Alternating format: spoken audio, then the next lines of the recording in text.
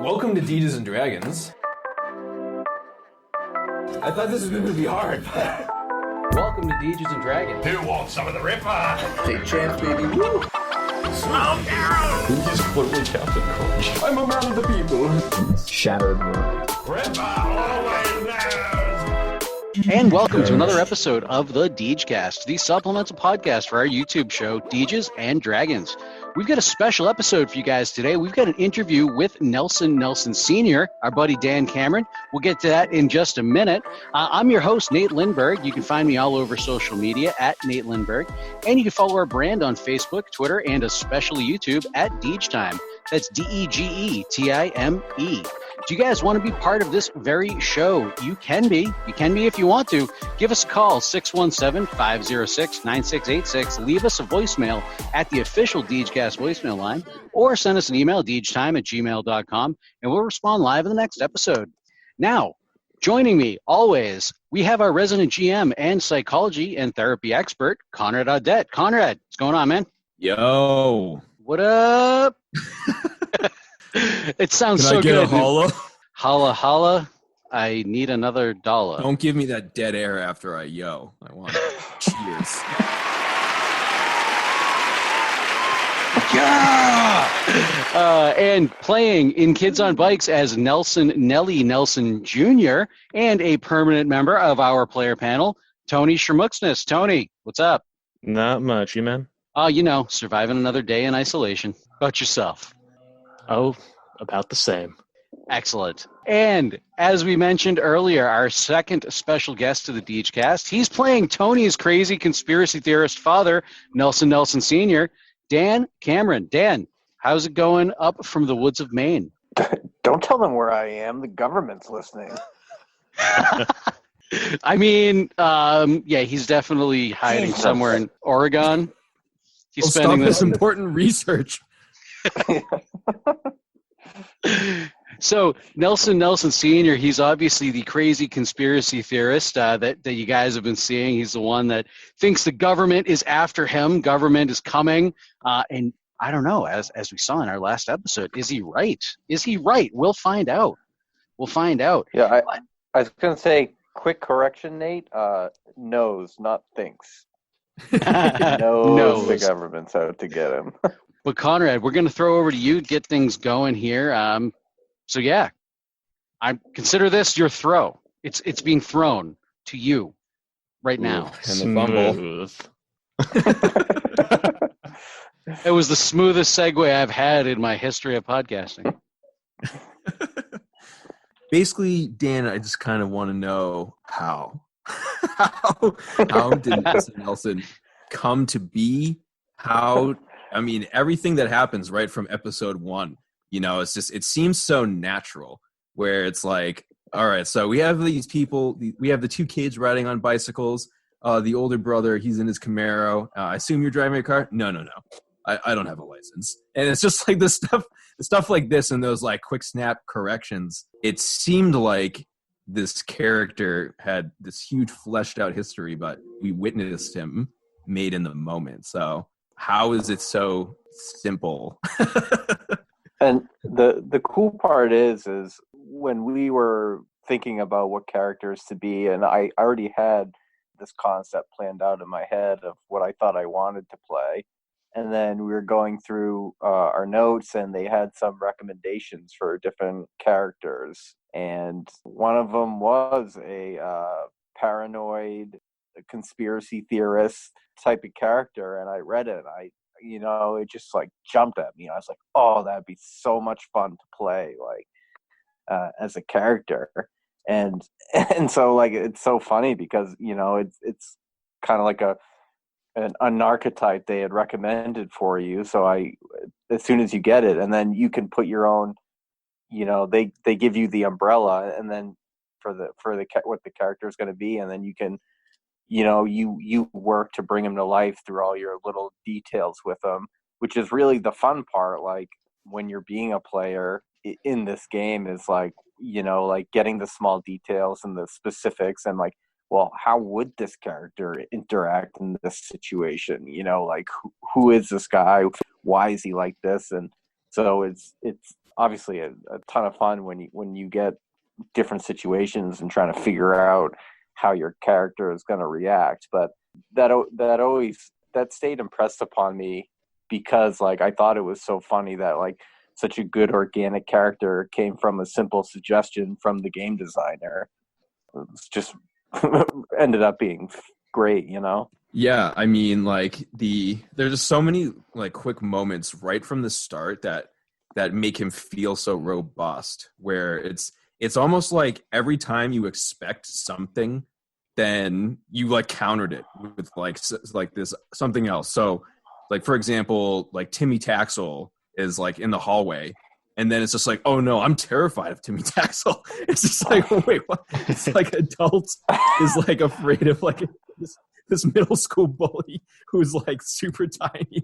And it's just like all these like quick elements that they just give so much character. So it was on my end, it was hilarious where like as a storyteller, I have all these things that I expect a rational person to do.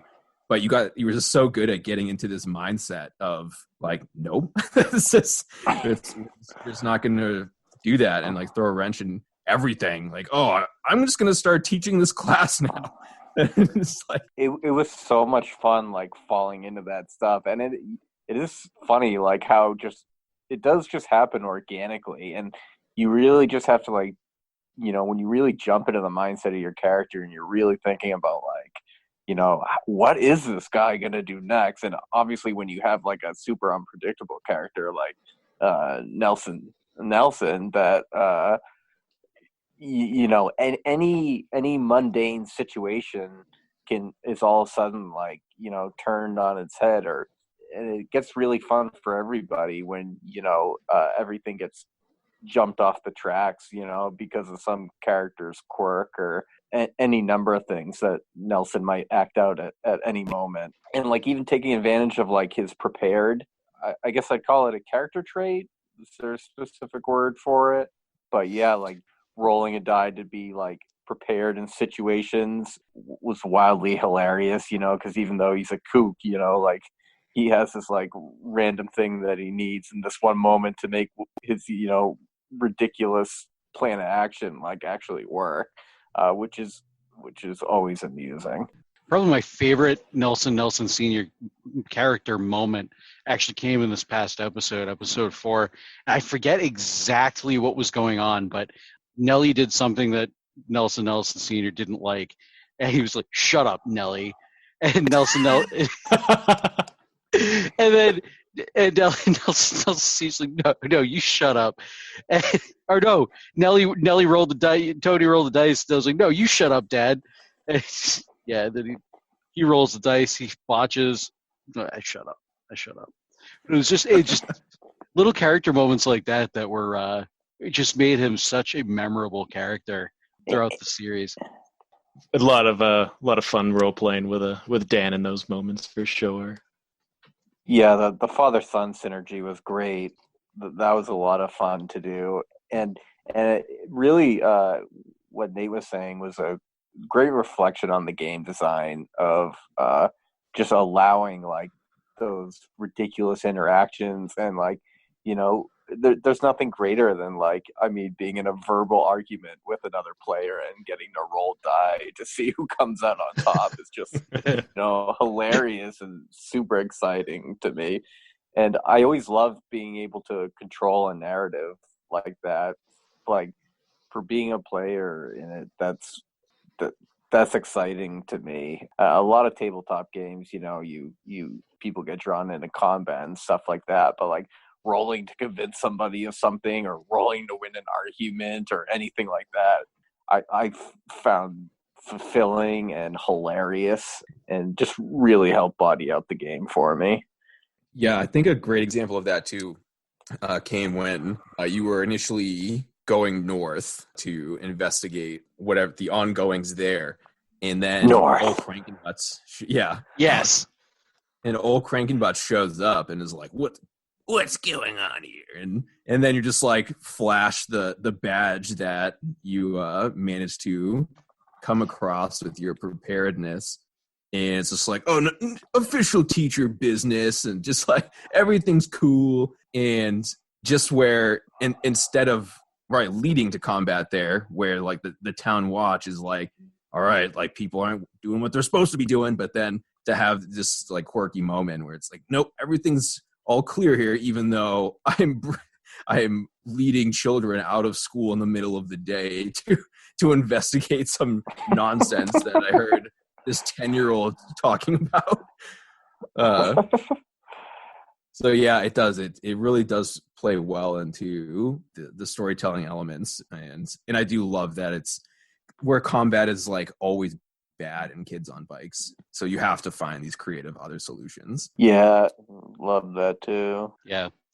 I think Nelson Sr. also serves as this like mirror for the other three characters, where if everybody kind of had like similar motives, then we don't get to see like distinct character traits.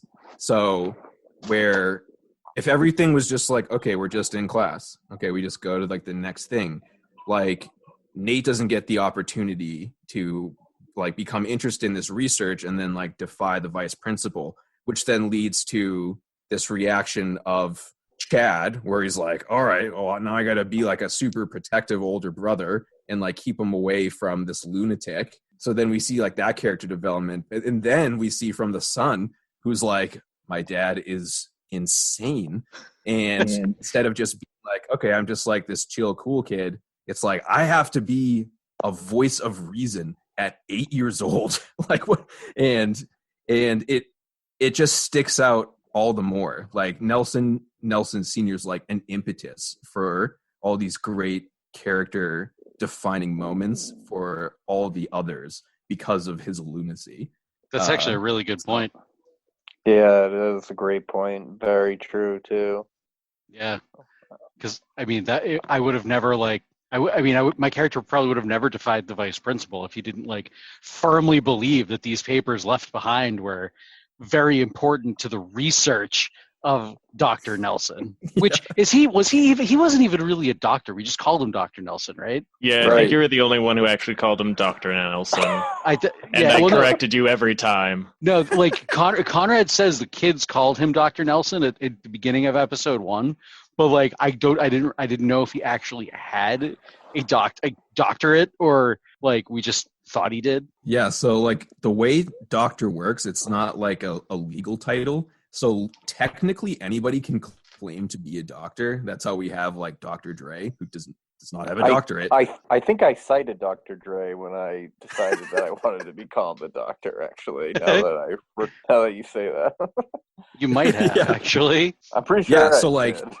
where like being like, oh, I'm the honorable, like, you know, like you need like a legal degree for that. But like to be doctor, you don't need any sort of education whatsoever. You're just like, oh, I'm just the doctor. So yeah, like the way the character was formed, he did not have any advanced degrees. But his... I have always wanted to refer to myself as Dr. Lindbergh. Yeah, you can. You legally can.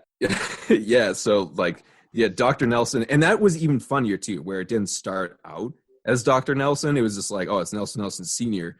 And then, yeah, you just latched onto it. Like, Dr. Nelson, and it's another great just character development moment that occurred like mid-gameplay. Me just shrieking out Dr. Nelson. Yeah. I'm also glad that was like this unspoken bond between Dan and I of just trying to see how we can mess with Nate in different ways. Because there's always been that unspoken bond between you and Dan to mess with me in certain ways. When I introduced that rabbit, I had no intention of any harm befalling it. Oh, Yeah. so naive. Yep, Yeah, I we say had no like idea. now that we're at last like, oh, we're innocent children. Like I can safely introduce a pet into this scenario. No. Nope. Still no. In comes Dan. They will find a way. Destroyer of pets. Yeah. But that does like a little outside of Nelson Sr. The rabbit kind of touched on it was the everybody having a couple character traits from the kid that you can control added another great element to the game as well. It's just that the same theme of like being able to spice up any situation in the way that you want, completely unhinge a narrative, and you don't know what's going to happen. It just makes for a great gameplay experience. So that was like wildly fun to me as to have some say in this character, and we could all pull him different ways, and like we got in. You can get into like contests of will over it, which was hilarious to do. And then like you don't know what's going to happen. No, and and did the rabbit. No, not at all. And that was actually something that I wanted to ask you is, what you thought about the powered character, like, and essentially what do you think about the powered character brought just this certain unique aspect to the gameplay? Oh yeah, I absolutely loved it. It's one of my favorite things that I've encountered in a tabletop game.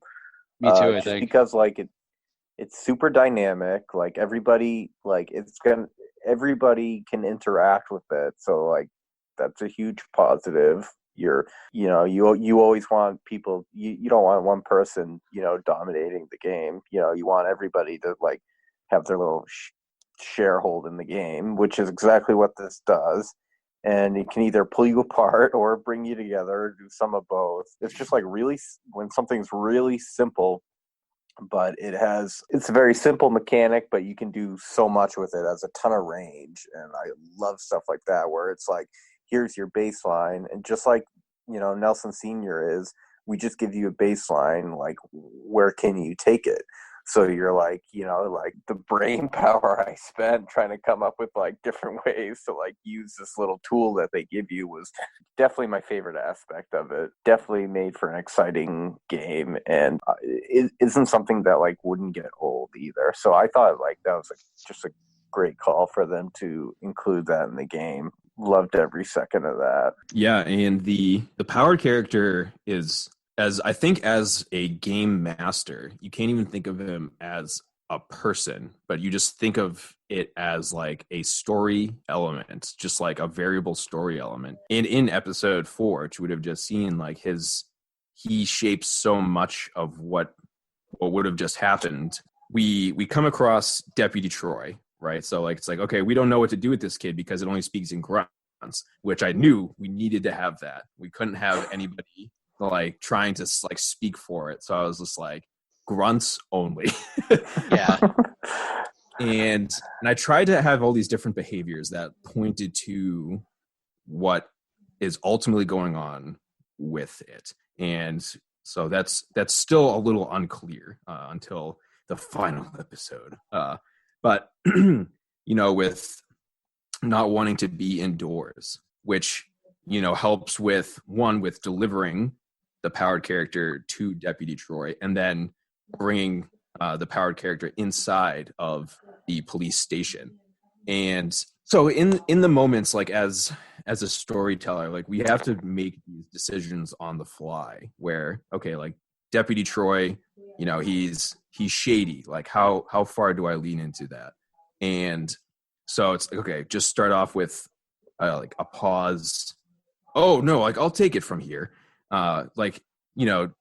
Doing like little things that make it suspicious, even though everything he's saying makes sense, but adding in like little nonverbal moments like that. So then fortunately, because of the being deathly afraid of indoors, then the character goes back outside, and with them being invisible, it was great that Tony made him invisible. So we're like, oh, we lost them all together. So now we're forced to re-interact with Deputy Troy, at which point then we get the phone call. I'm like, okay, yeah, so add on just like a tiny bit more. Like, we just had him. And he's like confirming that, it's more suspicious that he wants to have possession of this kid, even though nobody in the group knows who he is.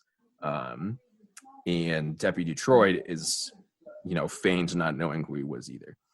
So then we have that. And, from there we could just flip the switch and have Deputy Troy come out and be incredibly hostile, or we just still keep doing the slow build.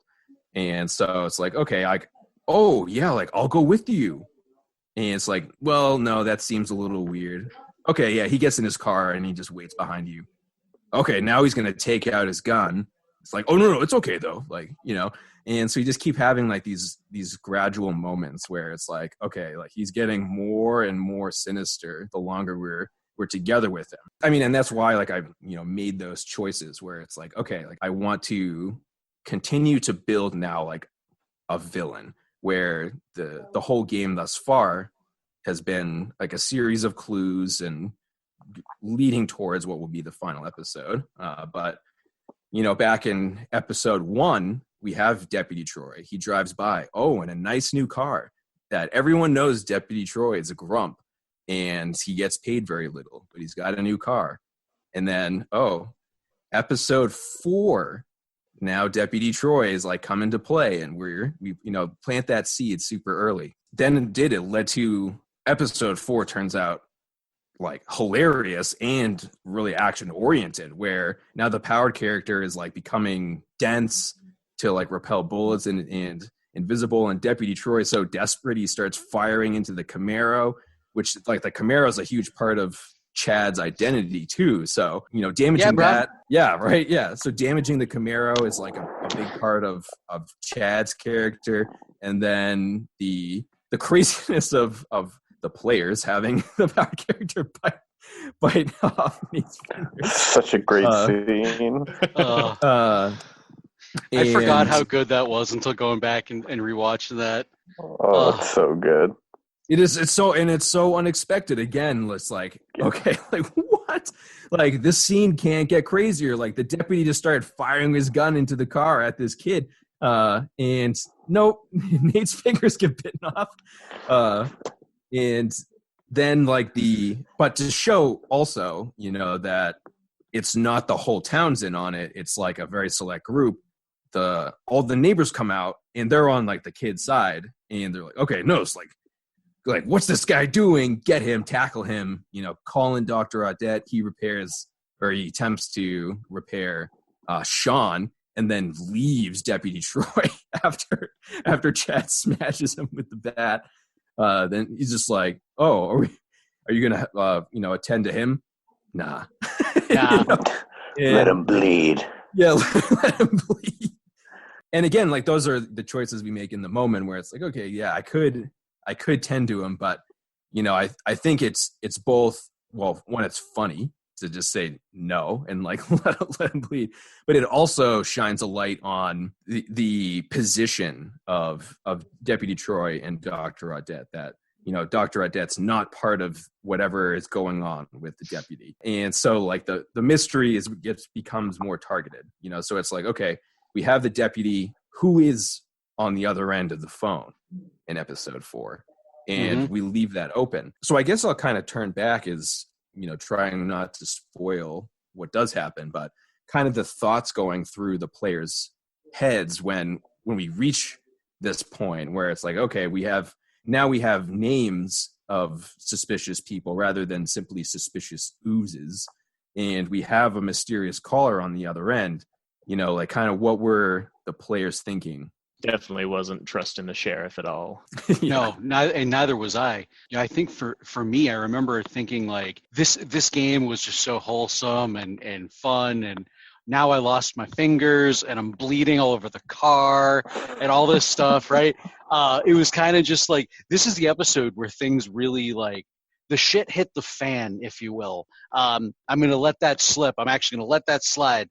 That is going to be the one curse word of the podcast. But no, like this is the episode where things really, really, really picked up. The mystery really really presented itself and became super intriguing. Not that it wasn't intriguing before, like what's going on, the bears and all this stuff, and the rumors, the pickle factory and stuff. This is where everything starts to come together. The next episode is where everything really comes together, and it was so great. It was so great. I did not trust the deputy, especially like once he cocked the gun when Chad was like, yeah, he's like in the car and he's like, I'm like, okay, something's going on. Don't trust him at all. The lumberjacks, like when they showed up, granted, I wasn't, like my character wasn't around. I think it was just Nellie and Dan. I didn't necessarily trust them either. At least they were a little helpful. So I think you touched on something good, Conrad, when you're talking about like working Deputy Troy along, starting off with like, in increments. So like you kind of put your line out and you might not get a bite on it with that first detail. It's like, oh, he's a grumpy dude who's happy. Like, whoop-de-doo. Like, some players may do nothing with it. Others, it might. It's just a small detail. But then you keep like, building your blocks up and up and up. And it's like creating a great tension with the players who in this game have some say, certainly have a good say in the storyline. So like you're creating this tension one step at a time by building these details with this character, eventually forcing some sort of interaction or reaction. And you get to see like how much can you build it before, you do get a reaction from it. But, Nelson Sr., being the sharp-minded individual that he is, was obviously on to Deputy Troy from early on, because all government officials should be closely watched. I thought that was a great point. And by the time that rolls around and Deputy Troy, insisting, that he follow us, then it's like, well, okay, yeah, buddy, like, obviously you got some motives going on. Like, let's see where this goes. Which is great, like I say, because it's just creating tension, and then you can either go along with your game master's input, or he can have a strong reaction to it. So that's either way, the choice is fun. That was definitely a great character to force the issue along, and he was a good tool to get us going there, get some reaction from us, which was hilarious. And like the game master's character interacting with the powered character ended up being like pure gold too. So that was just great. Yeah, and of course there is always like, as prepared, you can never ever truly be prepared as a game master. Like you come up with like all these elements, and you can like flesh out backstories and stuff, but you ultimately will always be making some sort of decisions on the fly, as we saw. And the other thing is, the players may, as suspicious as the deputy was, like the powered character also is this weirdo who ate Nate's pet rabbit. He's done nothing to prove that he himself is like a good kid or like anything. I think just the fact that he like is a kid had made it like, oh, okay, like we have to side with them, even though all he's done is cause us harm directly. Or grief. So that is, of course, like the players could have sided with Deputy Troy. Like that's within the realm of possibility. And even like the chance is small, and you like do your best to nudge people in the right direction, as chaotic as they can be. It's like still like, okay, well, we don't want to be explicitly like bad, but and then you like, it is funny too to think back, like what would have happened, if they do just decide to side with Deputy Troy. And not that the power character would have gone inside the station or anything, but where he's like, okay, I'm just gonna like go with you. The players could have like, okay, cool. Like the deputy like is on our side. He's gonna follow us around, and he's got a gun, so he can protect us. So like these things like could happen, but and you got to bob and weave with that. And again, like you do your best to plant these like different story elements, but also while you plant all those elements, you ultimately will have to be fluid in where the story goes. So I guess those are all my general points about storytelling for this episode. Both character and creator have to be fluid. That's the great part about it. Yeah, I think Conrad definitely does a good job kind of rolling with our craziness as well. Oh, yeah, because he's just as crazy as we are. This is true. Oh, I just thought of this. It wasn't a question, but it was a comment about before, where I was accused by one of the viewers of the episodes of thinking that Creed is a hard rock band, and then was threatened with a fish slap over it. No, for the record, I do not believe that. Creed is a vehicle for humor. And I think it did a great job of that. Just have to clear the air. Yeah, Yes. clear the air there. So yes, please continue to send your questions and comments, as Nate will say. So would you say your arms are wide open? Yes. Arms yes. wide open. Our arms are wide open for your questions, comments, and anything you want to throw our way. You can send us an email at degetime@gmail.com, or you can give us a call, 617-506-9686. Leave us a voicemail. Us stupid idiots will respond to you. We'll give you whatever you want. For the most part, just don't ask for money. I don't have much. I don't think these guys do either. Maybe. I don't know. Are you holding out on me? You guys holding out? Nope. Yeah, okay, I I don't know. didn't All think these so. promises are only Nate's making these promises. I don't make Right. any of these promises. Right. You know what? Okay, we're not going to give you anything. We're just going to answer your question. How about that? We'll maybe talk to you. We'll respond live on the next episode. That sounds good to me. All right. Signing off, Dan. Dan, we certainly appreciate your time tonight. Is there anything you'd like to say before we take off? Fear the government. Iron and argon, the government, my friends. Iron and argon. All right, Dan, thank you very much for your time. Conrad, say goodnight. Nighty night. Nighty night. That was weird. That was weird as shit. I mean, good night, sir. Nighty night. We That's haven't a all wrap. known each other for a long time. This has just devolved, people. This has devolved. Tony, devolve it further. Say goodnight. Good night. And for the Degecast, I'm Nate Lindberg, at Nate Lindberg on Twitter. And sweet dreams, all. Let's go.